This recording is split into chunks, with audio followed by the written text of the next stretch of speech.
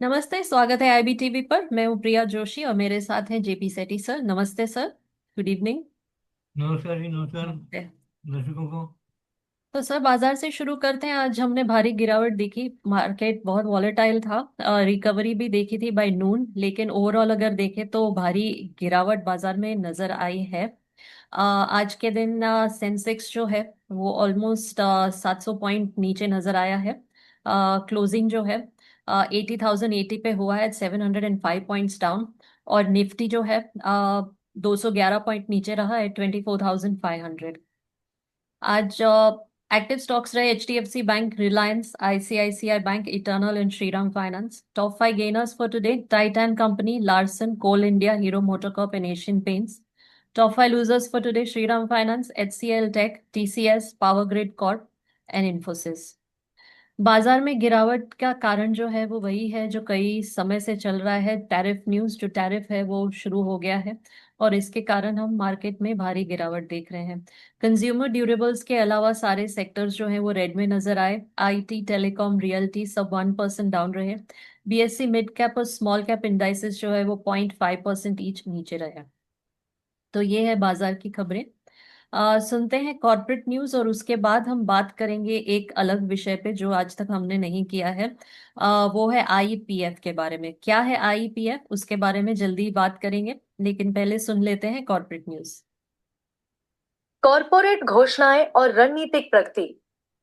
Andhra cements limited ने आंध्र प्रदेश के गमलापाडू स्थित अपने सीमेंट संयंत्र में 6 मेगावाट सौर ऊर्जा संयंत्र को सफलतापूर्वक चालू कर दिया है।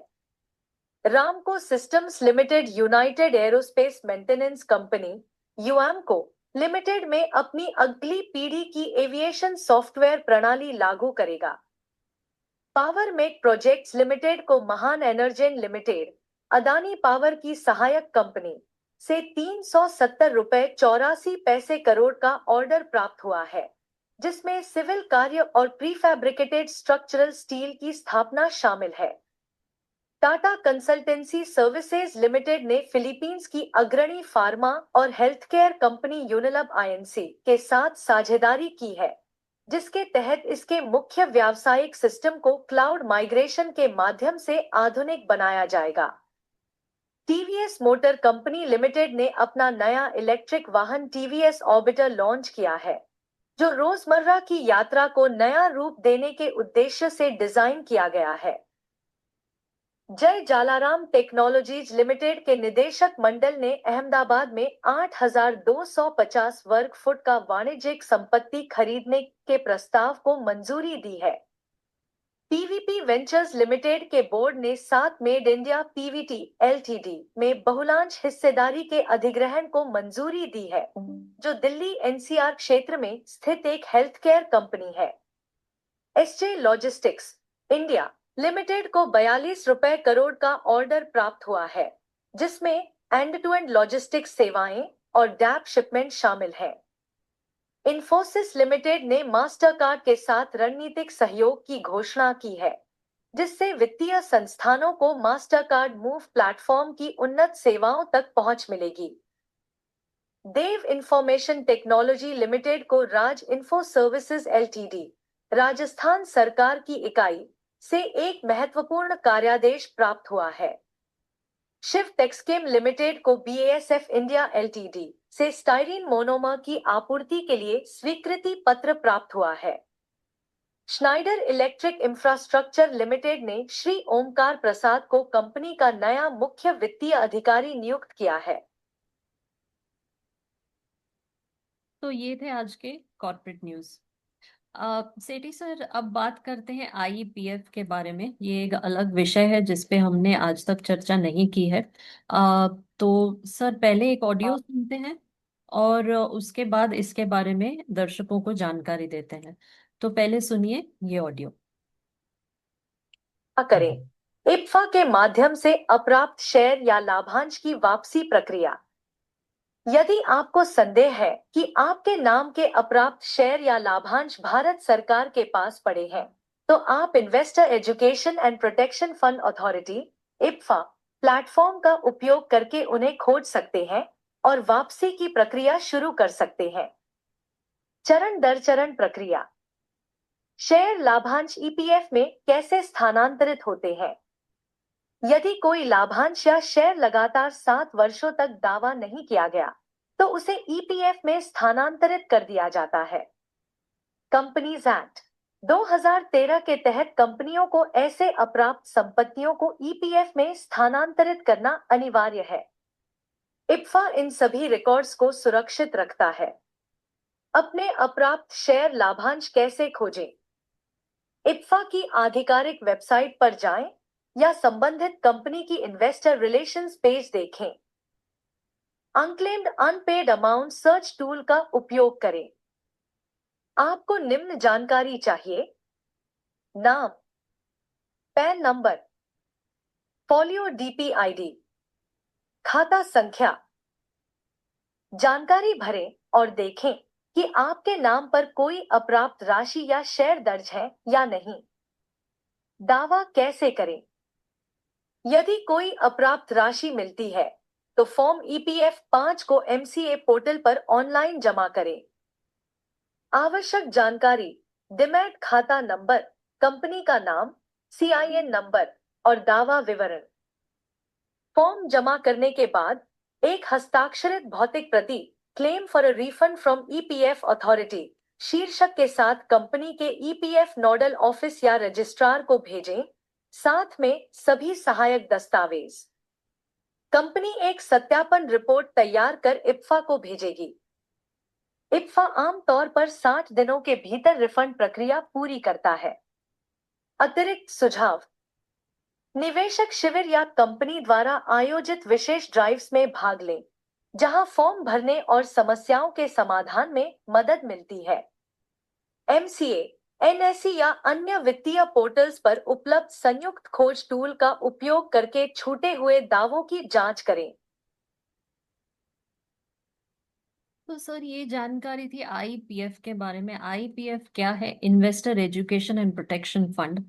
तो कोई भी शेयर्स या डिविडेंड जो होते हैं जिसे कोई क्लेम नहीं करता है 7 साल तक, 7 consecutive years, तो उसे ट्रांसफर किया जाता है to investor education and protection fund.